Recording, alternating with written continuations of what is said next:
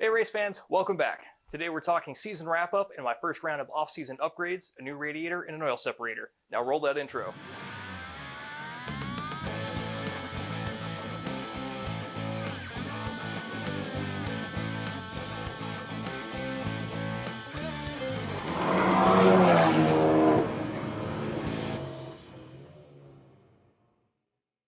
Since my last video, my season has ended. Despite some challenging dry then wet then dry again conditions in the final event, I managed to clinch third in the Novice All Championship. I learned a ton, had a lot of fun, and was able to identify a few weaknesses in the car that I plan on addressing during the off-season, because freezing my nuts off underneath a car sounds like an optimal way to spend my off-season. First up, the new radiator. The new radiator is from Mountune, and is a triple pass unit, meaning coolant flows through 3 times before heading back out. It's made from high quality aluminum and is genuinely a gorgeous piece of manufacturing. Additionally, this new radiator doesn't have any extra holes in it, which makes it immediately superior to the old one. Seriously, the old radiator, not even a single pass. Coolant goes in one end and then... Next, the oil separator kit. Now this kit comes from JLT and features a catch can that mounts between the intake manifold and the radiator. This kit can be easily installed with the radiator still in, but since I was replacing that anyway, I figured this was as good a time as any to do the separator as well.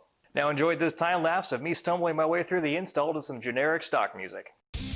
And you thought I was joking! Now then, why on earth would I spend the money on these upgrades? Well, neither of these are directly tied to making the car faster. I know, but stay with me. Both will do some very good things for the future health of my 103,000 mile lump. The new radiator setup will definitely help keep engine and turbo temps down later in the session during hot events, which should translate to more consistent performance during the entire heat. The oil separator kit is a little different. This device works to pull oil out of the intake air before it's recycled back into the manifold, the immediate effect being a more efficient burn of the incoming air. Since the Focus has a direct injection fuel system, the longer-term impact of removing this extra oil from the intake air is that it keeps the intake valves cleaner longer.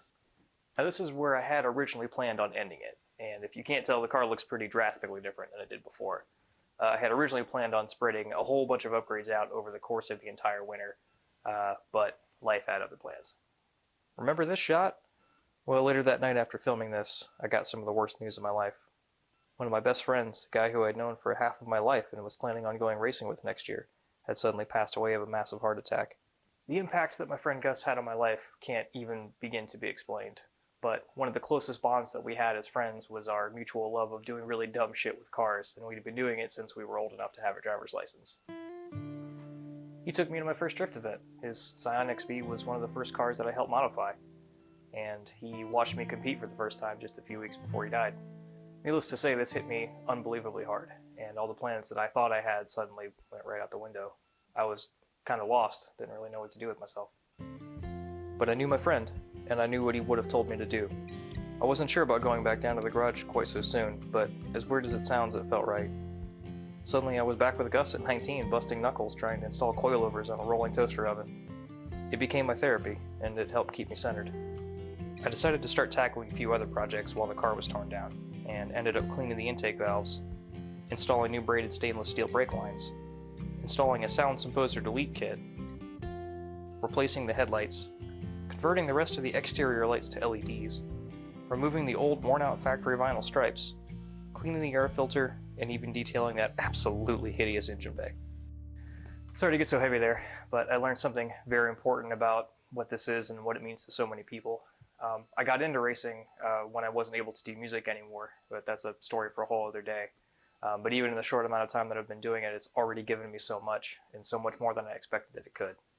And I hope that it also means the same thing to other people, and I hope that maybe sharing this will help get somebody else through a tough time that they might be having. Anyway, thanks for watching. See you next time.